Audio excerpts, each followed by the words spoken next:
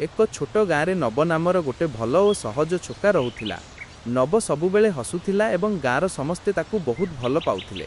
ତାଙ୍କର ମା ବାପା ଭାବିଲେ ଯେ ଏବେ ନବଙ୍କ ବାହାଘର କରାଯିବା ଉଚିତ। କିଛି ଦିନ ପରେ ନବ ପାଇଁ ଗୋଟେ ସୁନ୍ଦର ଓ ଭଲ ଝିଅ ମିଳିଗଲା। ତାଙ୍କ ନାମ ଥିଲା ମୀନା। ମୀନା ବହୁତ ଦୟାଳୁ ଓ ସଭ୍ୟ ଝିଅ ଥିଲା। ଦୁଇ ପରିବାର ମିଶି ଖୁସିରେ ବିବାହ ତାରିଖ ଧରିଲେ। ବିବାହ ଦିନ ଆସିଗଲା। ଗାଁରେ ବହୁତ ଆନନ୍ଦ ହେଲା।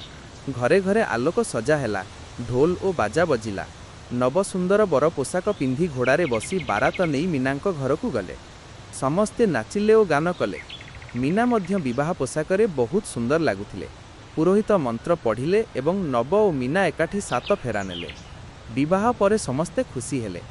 ନବ ଓ ମୀନା ନୂତନ ଜୀବନ ଆରମ୍ଭ କଲେ ଏବଂ ସେମାନେ ଗାଁରେ ଖୁସିରେ ରହିଲେ। ଗାଁର ଲୋକେ କହୁଥିଲେ, ନବର ବାହାଘର ଗାଁର ସବୁଠାରୁ ଖୁସିର ବିବାହ ଥିଲା।